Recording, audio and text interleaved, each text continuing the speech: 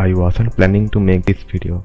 I used to like Forsaken, but recently I feel like this game is not as good as I thought to be. I have myself made a few videos on this game, but now I feel like the game isn't fun anymore. Now this isn't a hate video because I still kind of like Forsaken, but now it is just boring, and I'll explain why. Now remember that this video will not include any drama or controversies related to Forsaken. It will only talk about the game itself and not its community. So first let's look at the lore. This is probably the major reason for which the game is even popular.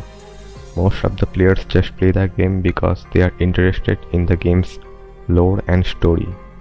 But I feel the main story in this game is really disconnected and doesn't have any strong narrative. It kind of looks like different characters from different worlds were thrown together into a single game, and the developers didn't really try to connect these characters. For example, you can see that Cool Kid is supposed to be the adopted son of 007 and 7, but their story is not connected to 1X or John Doe or even any other killers or survivors. Most of the survivors and killers look like they don't even belong to the same game.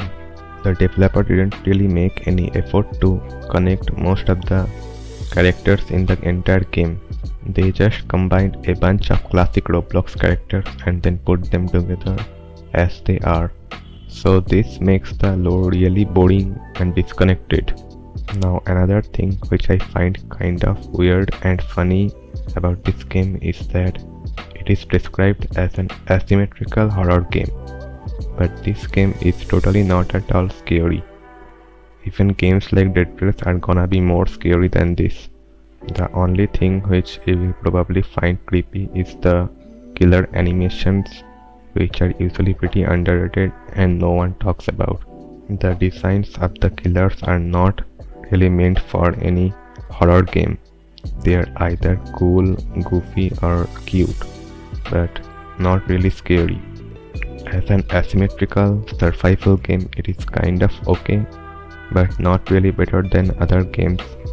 When you play the game for the first time, the gameplay does seem pretty fun and unique as different characters provide different playstyles, but with time it just feels boring and repetitive. As a survivor, there's not much to do other than solving puzzles, and so most players just decide to troll the killer, and well, that's basically it.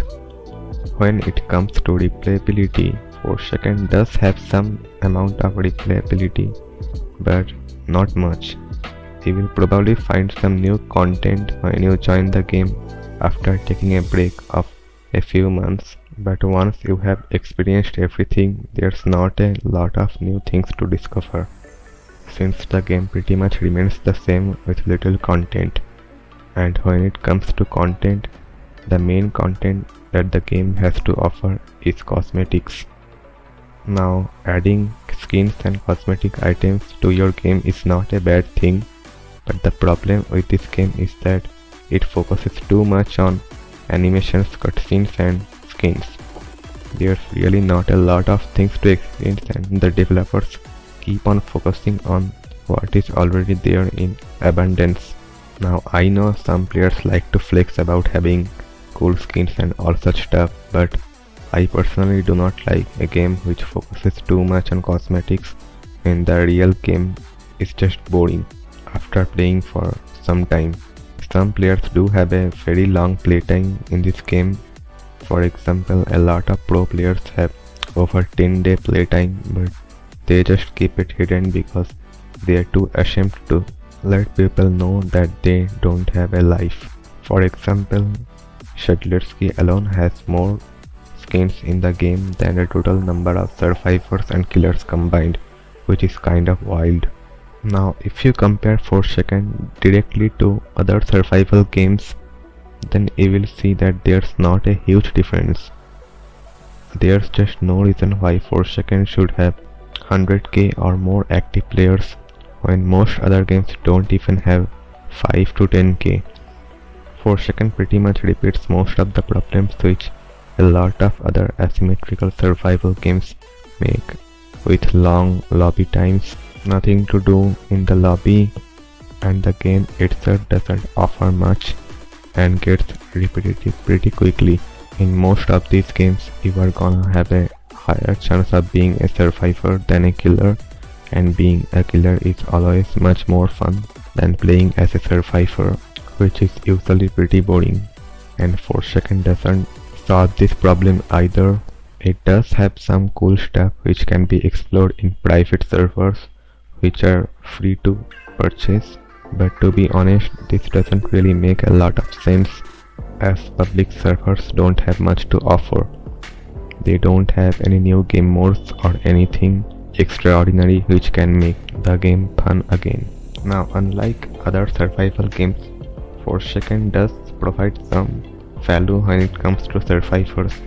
For example, different survivors have different abilities which can be used against the killer, unlike many games which provide absolutely nothing for self-defense. In those games, you are just running around and waiting to be killed as soon as you encounter the killer. And about the music tracks and OSTs, 4 seconds does have pretty good music, but I don't know if a game deserves this much popularity simply because it has good audio. Because you know, a lot of players still use background music while playing games. So, answering the question, is 4 seconds overrated? I would say yes. It's not bad, but it still isn't even close to deserving the hype and popularity it gets. So yeah, that's it for today's video. Make sure to subscribe